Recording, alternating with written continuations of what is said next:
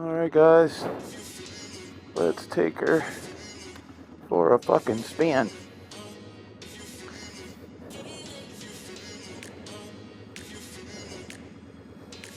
See how she's doing.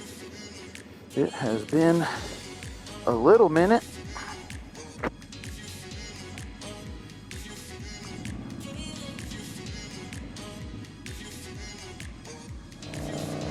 She's still alive, baby. I can't believe it.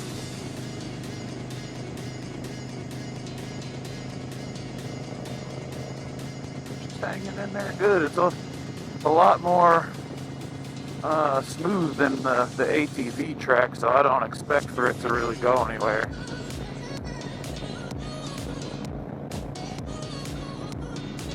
Gotta get that wave in. It's a beautiful day to be on a bike, you know what I'm saying? Anyway. No complaints on life. Not a complainer. So let's talk about some good things. I do have a brand new YFZ 450R with a recluse clutch installed. I do have the RXTX 300 that's going to be coming out of hibernation soon. And we're going to be hitting the lake again with that baby. Then we got the Ioniq 5 SE, which is honestly a beautiful car and a very reliable car.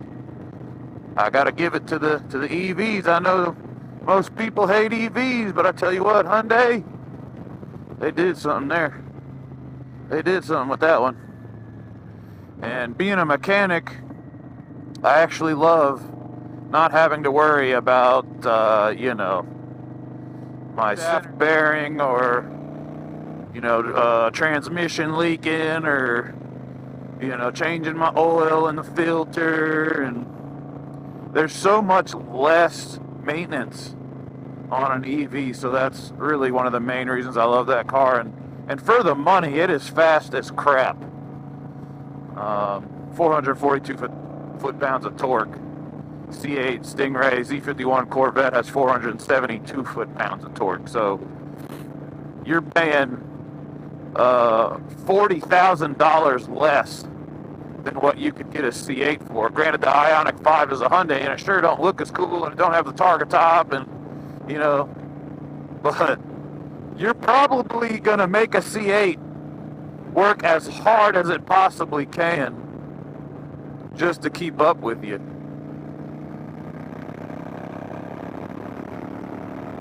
Bye-bye.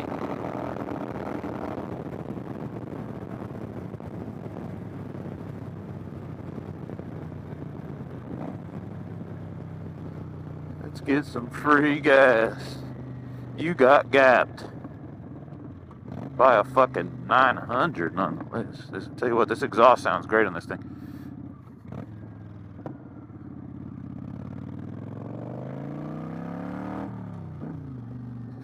Let's get some free gas. I said let's get some free gas. I love free gas. Whee.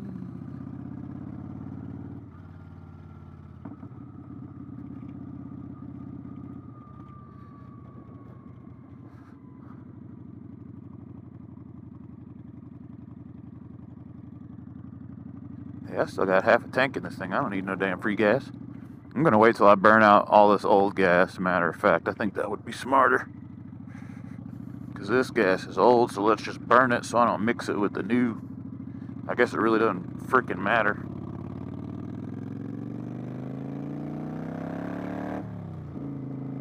I want to buy that lot and turn it into a damn ATV racetrack, damn it. But I bet you that lot right there, he's asking over $1 million. I bet you.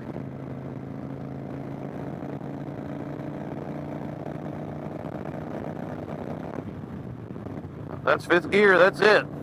This is the last. That's as high as it goes. And now you just rev her out. She'll rev all the way out to about I guess 120. You probably scream it up to 120, but you probably blow your motor for after 2 minutes of screaming at 120. Well, so yeah, he's a cruiser. Comfortable though. The stereo system ain't worth a shit. It's not loud enough. The exhaust is so loud. It don't matter how loud you turn this stereo I got on this front fairing here, you can't hear nothing. All you hear is exhaust. But I don't really need the stereo because I got the built-in headphones and stuff and Bluetooth in the helmet, which is also how I do my videos. This is a Cena 10C Evo. Shoots in 4K. You know what I mean? Fix that camera, make sure we got that camera. Oh yeah, she's fucking purring. We're just gonna ride her around today. Just for a little bit. Get that wave in, you got to. You might never see him again. Like I got hit on Christmas Day. Got my damn back broken. Shit hurt so damn bad.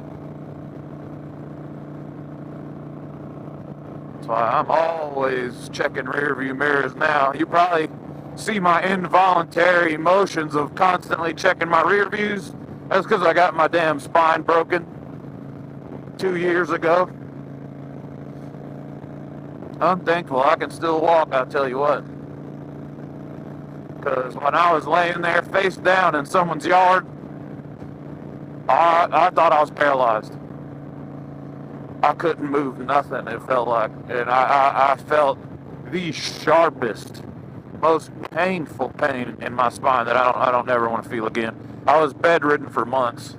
I had to roll over and, use the bathroom in a cup and Tupperware. It was bad. TMI, I know, but I'm just trying to explain to you the veracity of the injury. Empty road Christmas night. Somebody was on that phone, and I had hazards on and everything. Still got hit. Yamaha I had just got a Woolwich tune on a 2021 Yamaha R1 with a full titanium Akrapovic exhaust system tuned by a shop in Lawrenceville, Georgia. I had just got it, man. And winter came around, so I didn't ride it for a couple of weeks, and those R1s need a certain amount of amperage in the battery for it to fire up. Well, when I left, it fired. It struggled to fire, and I rode that thing for about an hour and a half, thinking I was sufficiently charging the battery. So I stopped about 3-4 miles away from my house to get gas, and I put gas in it, and it didn't start back up. And here we are, it's about 7:30 p.m., December 25th. And literally Christmas night. And I didn't have a truck at the time. And I didn't know anybody with a truck at the time. The only person I knew was a good friend of mine, Al. And he came over with one of his Ducati batteries, thinking I might be able to fit it in the R1. Well, it didn't fit. It didn't work. So we even tried to just jump start the bike with jumper cables from his car to my motorcycle battery. That didn't even work. So after that didn't work, we started trying calling tow trucks. But guess what? It's Christmas night. So ain't a single tow truck company picking up the phone. And I mean, we went through the list. We called everybody. We did everything we could possibly think of. We had Al's friend that had a truck, but he was out of town visiting family because, of course, it's Christmas night. So the only option I had left at that point was to try to push start it. So we put it in first gear and rolled it down a hill with me on it. And I tried dumping the clutch, hoping it would start. That didn't even work. So we literally exhausted every single effort, and I couldn't just leave the $25,000 sport bike at the gas station. I had to get it home. My only option was push it home. So I had it in neutral, and I started pushing it home, up and down hills. I would push it up the hill, and then I would coast it down the hill if it was possible. And I got so warm doing it, I almost took off all my gear. There was a moment in time where I unbuckled my helmet and I started taking off my jacket. And then a little voice in my head said, "Nah, it ain't worth it. Just leave it on. It ain't that bad." So that's what I did. I left the helmet on. I restrapped my helmet, left it on, and I re-zipped my jacket. And then not even 2 minutes later, I got struck pushing a motorcycle on the shoulder. I might have even been on the sidewalk, but I was definitely at least on the shoulder with hazards on, pushing this motorcycle. The roads are damn near empty too, by the way, mind you. There's hardly anybody on the road. There ain't nobody on the road. But this car comes flying up at 55, 60 miles an hour and just wipes me out off the shoulder because he was looking at his phone. And that's the story. Pretty crazy. And I'm still here walking, talking, thank goodness. Got some beautiful scenery over here, I tell you what.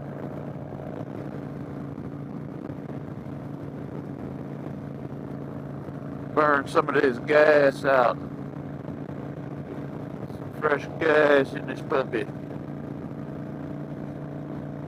So I'll probably start taking this to work soon.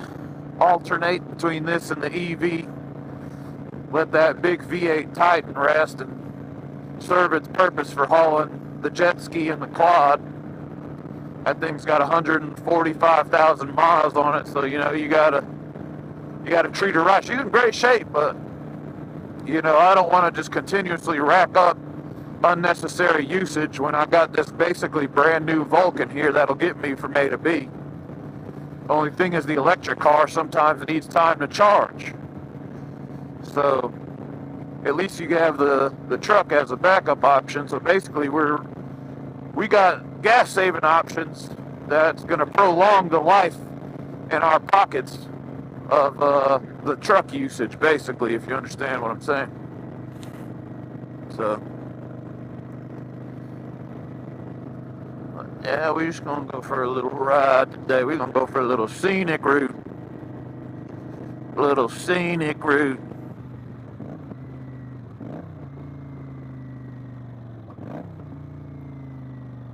This the scenic route right here, bud, tell you what.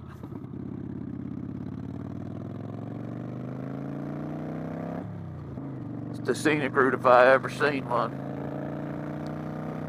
And if y'all hear me talking like a fucking hillbilly, it's an act. I don't really talk like that.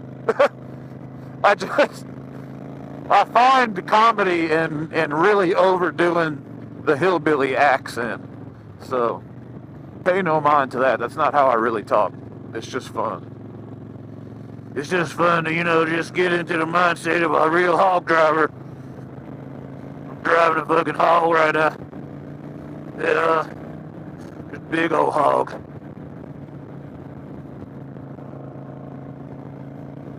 No, it ain't that big. I actually wish I would have got a bigger bike. 900 cc's on a cruiser, I realize, is not the same as 900 cc's on a sport bike. A little different.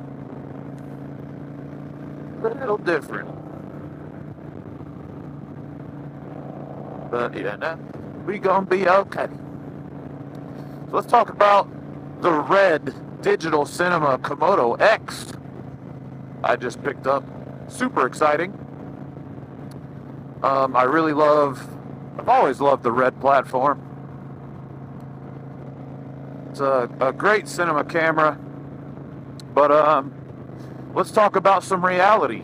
And this is just my perception, but the red Komodo X shoots at 6K RAW, 80 frames per second in its highest format. So, very overkill. And the amount of data that 6K Red Raw eats at 80 frames per second is insane. My 2017 iMac with a Core Intel i7 processor and 32 gigs of RAM, it can't do it.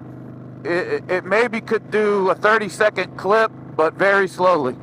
Any more than that, it's so bogged. And I'm talking about, I'm running everything through a 20 terabyte RAID external drive. So my GPU is totally free. So the processor speed is not bogged down by data or anything. It's all independently running through a 20 terabyte external RAID, and it's still slow.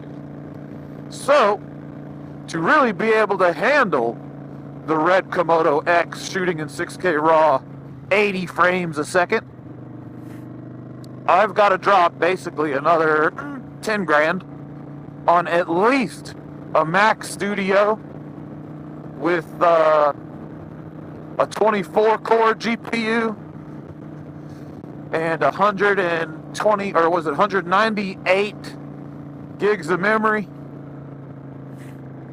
I think I could cleanly fit, raw optimized media up to 2 hours in a Final Cut Pro X timeline with that machine. However, my current machine is capable of working with the Red 6K RAW 80 FPS. I just have to do proxies. But, now the rendering time to put it back to optimized media is just insane. So, as long as you can wait a couple of days for everything to import and export, as long as you don't have to go drop 10 grand on a computer. But I don't know. I'm going to drop 10 grand on a fucking computer is what I'm going to do. I'm going to work my ass off and get me a $10,000 computer is what I'm going to do.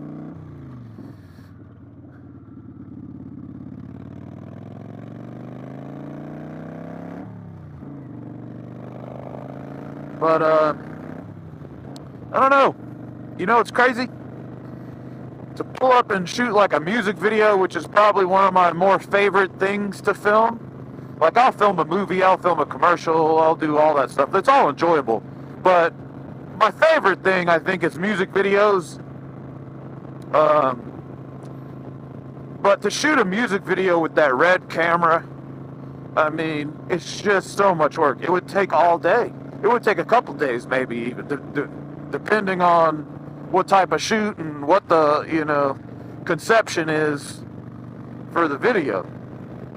The amount of settings that you constantly are switching around, the lenses, the gimbal, the matte box, the ND filters, because I have to run external glass ND filters through a matte box. So, I mean, just the amount of work it takes to set that camera up and actually acquire good video and then work with it in post-production, it just really doesn't make sense unless you're shooting for a client that is paying you thousands to do all this work. But here's I guess you could call it a catch-22, because the quality of a brand new iPhone shooting in, ProRes SDR 4K 120 that I believe the iPhone 16 Pro will do, it will make your life super easy, because all you have to do is balance. You don't even really have to balance that phone on the DJI gimbal. You just magnetic connect it on there, it self-balances, and boom, you're ready to go. You've got 3 lenses built in the camera. It's going to automatically focus for you. It's going to automatically adjust all your aperture and all that for you. And it just, you can get in and get out shooting a music video in 15 minutes and have super high quality cinematic footage comparable to the Red. Matter of fact, some people would be hard-pressed to tell the difference between the red and the new iPhone 16, but here's where you run into problems. It is paying you for a music video per se. Say they pay you what you're worth, what I might be worth, which say might be $1,000 just for an iPhone music video. I'm still worth $1,000 to shoot and edit your music video with $1,000. But here's the problem: when people are paying real money and you show up with that iPhone, they feel like they got robbed. Now, when you bust that red camera out and all that gear, oh, they feel like they're getting their money's worth then. But what they don't realize is how complex you're making the entire process for a little bit of quality gain and post adjustability. It's a cinema camera, so it's really meant for high-end productions that can't afford to have a setting messed up on a scene that they're paying Jim Carrey $5 million an hour for. You know what I'm saying? So if the ISO is wrong, at least with the red camera, you have the metadata feature where you can still adjust all those would-be baked-in settings if you weren't using a red camera. So that's really what the camera is designed for. It's designed for serious money production. So, you know, really, it minimizes mistakes, and those red cameras are meant to be ran for, you know, all day long. You can leave that thing on. It's meant for that. It's not going to overheat like a Sony a7S III will, running it at its highest setting all day. You know, a Sony a7S III is a great camera, but it's not meant to be used as a real-life production rig. It will overheat and it will shut down shooting at its highest setting in the summertime, you know. The red probably won't. It's built for it. So that's the difference. And, you know, I had to get damn liability insurance on my red camera gear. You know, I have an actual inland marine policy on that stuff. Because you have to. You literally have to. You'd be crazy taking, you know, $25,000 worth of camera gear off-site to do work without some kind of protection. You're always going to be shooting in, you know, maybe a crazy environment. You got to have general liability insurance. You got to have property protection. So, really, it doesn't make sense for me to even leave the house with all that stuff unless I'm getting, you know, at least $2,000 a day. And we're talking 12 hours. I'll give you 12 hours with that red camera and me operating it for $2,000 a day. That's about all it's going to be worth. And that's going to include editing and everything. But other than that, you know, we can go rent a Sony a7S III and, you know, we can work out a cheaper price. Or you can just understand that, you know, you're not going to look super cool while we're filming your music video because you're not going to see a red brand name. You're going to see me with an iPhone. So it all depends on what you care about, you know. Do you care about having this Hollywood set experience while you're filming? Or do you care about your budget while still getting a great product at the end? Or, you know, you have to figure out these things on your own. And it's all about what you want, you know?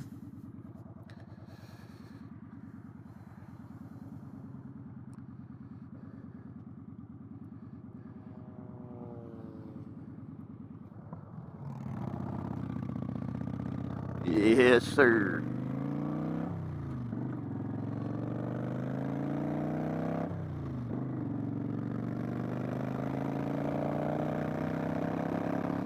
But I love that camera. That red Komodo X is something else, man. It looks so good. The color science and just the picture quality of that sensor is great. But man, does it cost some money, and man, it's tough to use. It's gonna work you. But one day, I'm actually working on a script right now. I am gonna produce a short film and fund it myself. And I am gonna shoot it myself and do everything. I'll be the director. I'm going to be the DP. I'm going to be all of that. And it's going to be my own short film. And we're going to start there and just work up.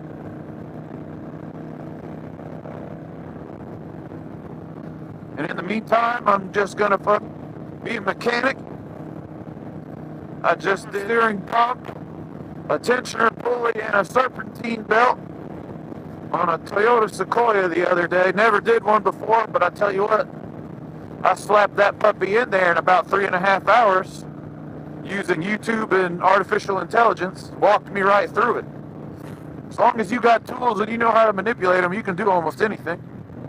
Is this guy going to turn or what? Jeez. Slowest turn in history.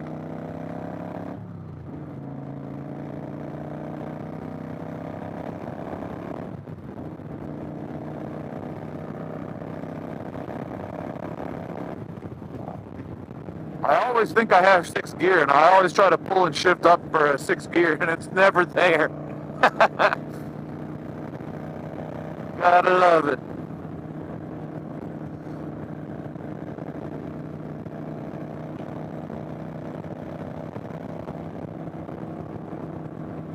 Well, she's cruising good. This thing's only got like 4,000 miles on it, man. This thing ought to last me a dang lifetime.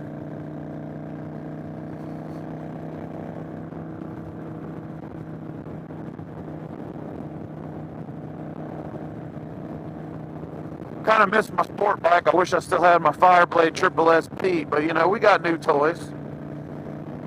We got quads and electric cars and all that.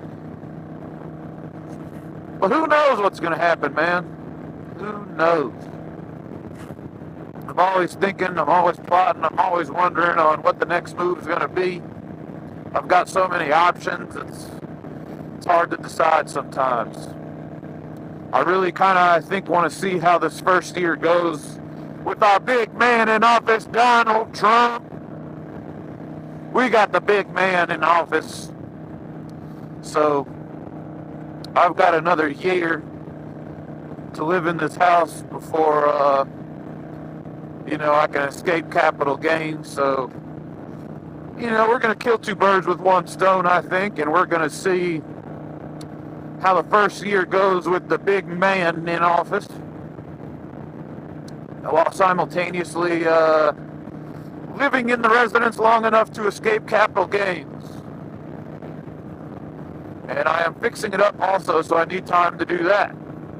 I recently did some Shusugi bond to the wooden fence in the backyard. If you don't know what Shusugi-ban is, it's basically an art style that looks great and protects raw wood. So my exterior fence in the backyard is made of raw wood, so what you do is you go and torch all the grain. After you torch all the grain, you stain it. Then after you stain it, you clear coat it. So I'm 90% done with that project. I just got to do a couple of bits and pieces of the inside of the fence and then clear coat it. And then I'll be done with that. And then I'm going to paint the whole house. We done sealed up the hardy plank in fall to prepare for the springtime paint job I'm going to give it. And then, we'll see what happens from there. It just needs carpet after that. Maybe a new roof. We don't know. I think the roof's in pretty good shape. The roof's only from 2015, so, you know, that thing's got another, you know, 8 years or so. Let's get some gas in this puppy. Let's hope she fucking starts back up, too, number one. I hope she starts back up. Let's see how we're doing here. We're still recording here? Hell yeah, we're still recording here. We got full charge on that, baby.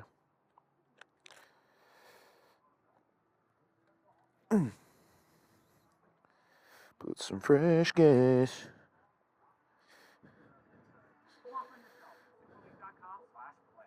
Where's my wallet? There it is. Doo-doo-doo-doo.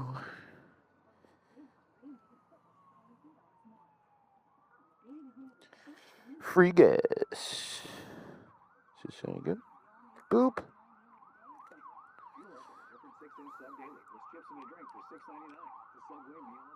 Yep, free gas. She just takes the reggie, so we're just gonna give her the reggie.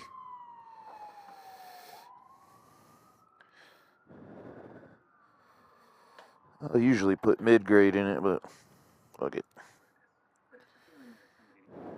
$2.89, can't complain about that. Hell yeah. So, let's take a look at the bike. Oh, that filled up quick. The Vulcan Classic. I like the colors. It's a pretty bike. It's a little small for a cruiser, but you know, she gets her done. Little green stripe on it. The front fairing's a lifesaver. I don't like all that wind in my face all the time. I'm gonna get me one of them cool helmets though, with the backwards hat helmet.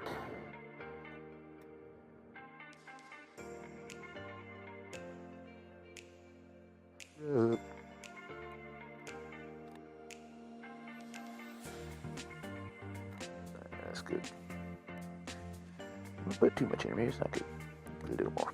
There we go. That's a full tank right there. That's what we like. Range. Well, it was only 856. Man, you can't complain about that. You can't even complain about it. Make sure that puppy's in there. Make sure she's... Alright, here's a moment of truth. If my battery is actually dead, the bike won't start right now. So let's see what happens. Looking good so far. Oh, she started on a dime. We're good, baby. We're good for the season. We are good for the fucking season. Gotta love it. Skirt. Skirt. Alright. Where are all these buses going? But I got a game.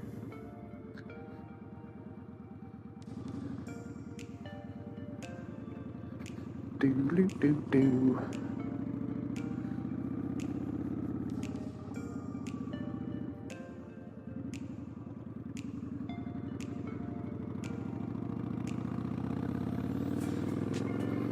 Well, alright guys, that concludes today's short episode.